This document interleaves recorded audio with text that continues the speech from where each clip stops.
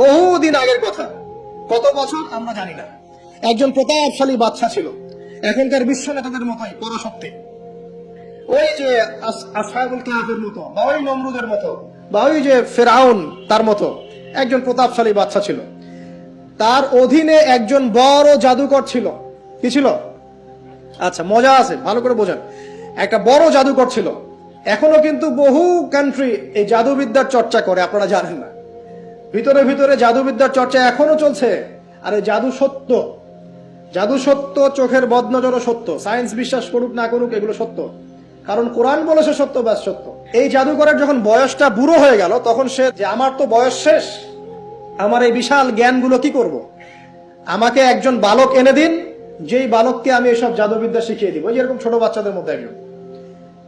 তো এরকম একটা ফুটফুটে সুন্দর বাচ্চাকে খুঁজে বের করা হলো, যে বাচ্চাটা বিচক্ষণ। একে নিয়ে আসা হলো জাদুকরের কাছে। এবার জাদুকর তাকে জ্ঞান শিখায়, জাদু শিখায়। জাদু শিখাতে শিখাতে শিখাতে শিখাতে সে একটু পরিণত হচ্ছে, মানে কৈশোরে পদার্পণ করলো। এখন সে যখন জাদু শিখতে আসে, আসার পথে রাস্তায় দেখে একজন পাদ্রী আছে। পাদ্রী মানে কি? পাদ্রী মানে দরবেশ, মানে যে আল্লাহ বিশ্বাস করে, হয়তো আগেকার আসমানি কিতাবে সে বিশ্বাস করত। এমন একজন পাদ্রীর সন্ধান সে পায়। সেই পাদ্রীর কাছে গিয়ে বসে। সেই পাদ্রী তাকে আসমানি কিতাবের যে মর্ম, যে বাণী, এগুলো শোনায়। তার কাছে খুব ভালো লাগে, যে মাশাআল্লাহ, এটা ইমানের স্বাদ। যখন কোরআন শুনি আমাদের ভালো লাগে না, আসমানি কিতাব যখন শুনে তার কাছে ভালো লাগে। সে বলে যে আমি এটা শিখতে চাই।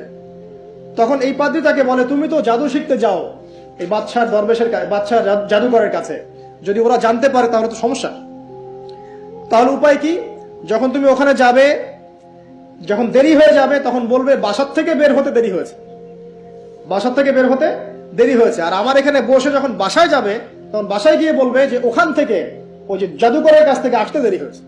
মানে কৌশল অবলম্বন করতে তিনি শিক্ষা দিলেন। এখানে আমাদেরও নসিহত আছে। সবসময় তো আর মানে একই রকম করে চললে হবে না, কৌশলের প্রয়োজন আছে না? উদউ ইলা সাবিল রাব্বিকা বিল হিকমা, হিকমার দরকার আছে না? সত্য থেকে সরে গিয়ে নয়, কিন্তু কৌশল তো করার দরকার আছে। তারপর সামনে যান।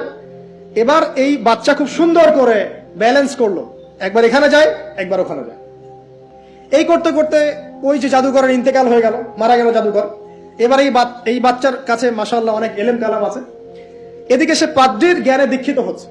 দীক্ষিত হতে হতে তার মধ্যে আল্লাহ পাকের প্রতি একটা পরিপূর্ণ ঈমান চলে আসে। সে মুসলিম হয়ে গেল, আলহামদুলিল্লাহ। তো মুসলিম হওয়ার পরে একদিন সে যখন বাচ্চার কাছে যাচ্ছে, রাস্তায় একটা বিশাল জন্তু দেখা যাচ্ছে। বিশাল জন্তু, কিরকম জন্তু আমরা জানি না। ওই প্রাণী যখন দাঁড়িয়ে আছে রাস্তায়, এখন এই বালক বলছে, আজকে আমি প্রমাণ করে নিব যে আল্লাহর আনুগত্যশীল ওই পাদ্রী সঠিক নাকি ওই জাদুকর সঠিক।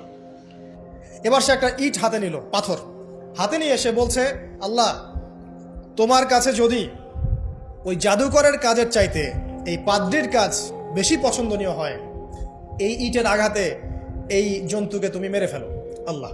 এ বলেছে বিসমিল্লাহ বলে পাথর নিক্ষেপ করলো। নিক্ষেপ করার সাথে সাথেই জন্তু ডেড।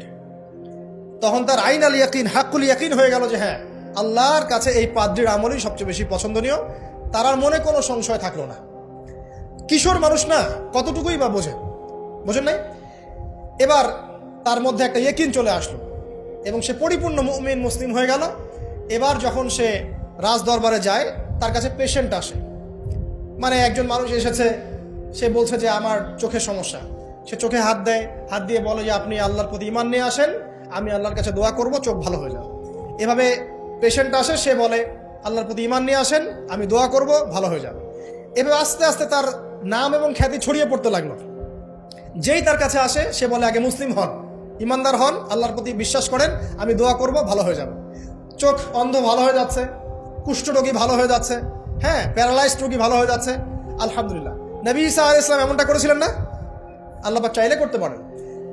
একদিন ওই রাজ দরবারের একজন মন্ত্রী আসছে। এবার ওই রাজার একজন এমপি সাহেব, তার চোখে সমস্যা, সে আসছে। এসে বলছে যে আমার এই চোখের সমস্যা, আমার চোখটাকে ভালো করার দরকার, তোমার কাছে কোনো ওষুধ আছে না?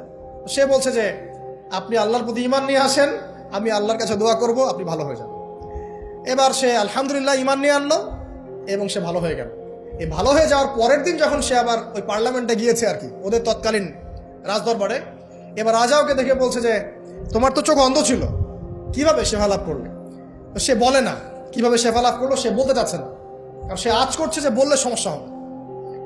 এক পর্যায়ে তাকে খুবই পিটনি দেওয়া হচ্ছে, রিমান্ডে নিয়ে গিয়ে কঠিন মাইর দেওয়া হচ্ছে। এক পর্যায়ে সে মারের যন্ত্রণা সহ্য করতে না পারে বলে ফেললো যে ওই বাচ্চা, তার কাছে গিয়ে আমি আরোগ্য লাভ করেছি এবং সে আমাকে বলেছে যে তার রবের প্রতি ঈমান নিয়ে আসতে, তাহলে আমি শেফা লাভ করব। এই বাচ্চা এখন বলছে ফেরাউনের মতো, যায় না রব্বুকুমুল আ'লা, আমি তো তোমাদের রব। নমরুদের মতো, আমি তো তোমাদের রব, ঠিক আছে, আমি ছাড়া তোমাদের কে রব আছে? মা আলিমতু লাকুম মিন ইলাহিন গায়রি, মা আলিমতু লাকুম মিন ইলাহিন গায়রি, আমি তো জানি না যে আমি ছাড়া তোমাদের কোনো ইলাহ আছে।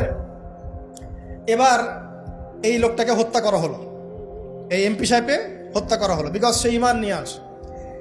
এবার সেই বালককে ডেকে আনা হচ্ছে, বলা হচ্ছে বলো তুমি নাকি তোমার রবের নাম দিয়ে মানুষের ট্রিটমেন্ট করা শুরু করেছো। তখন সেই বালক বলছে হ্যাঁ, আমি এক আল্লাহর প্রতি বিশ্বাস করি এবং তার রাসূলের প্রতি বিশ্বাস করি, তার প্রেরিত আসমানি কিতাবে বিশ্বাস করি। এখন রাজা বলছে আমি ছাড়া তোমাদের কোন ইলাহ আছে আমি